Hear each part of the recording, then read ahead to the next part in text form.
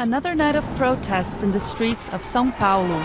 For some, a night of violence. A hostile crowd tried to invade the mayor's office in the city center. Police on duty outside were forced to retreat into the building, and officers outside used tear gas. The group set fire to a police station and to a media vehicle, and broke into a bank and several shops. But blocks from the city hall, the scene seemed miles away. Tens of thousands of demonstrators gathered in front of the city's iconic Sé Cathedral and streamed peacefully towards one of São Paulo's main avenues, calling on others to come down to the streets to join them. Most of the demonstrators here are young, so for many it's the first time in their lives that they're having the chance to take part in demonstrations of this scale. They are saying that the time has come to take to the streets and voice their concerns.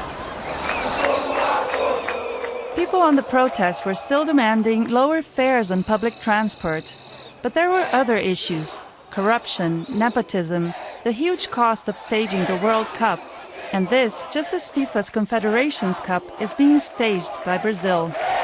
All the politicians are not really interested in taking care of the country. They're interested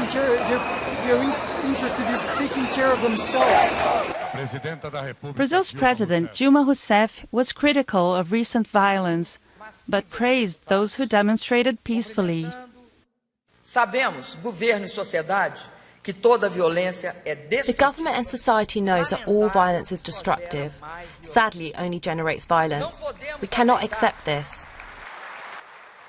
However, this does not detract from the peaceful spirit of those who are out on the streets to demand their democratic rights.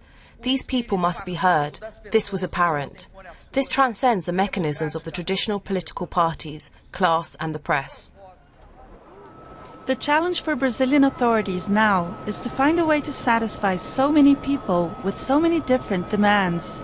More than 250,000 protesters were out on the streets in the past 2 days. Brazil hadn't seen demonstrations of this scale in at least 2 decades. And with more demonstrations planned for the next few days, there's no sign of momentum being lost. Carneiro, BBC News, São Paulo.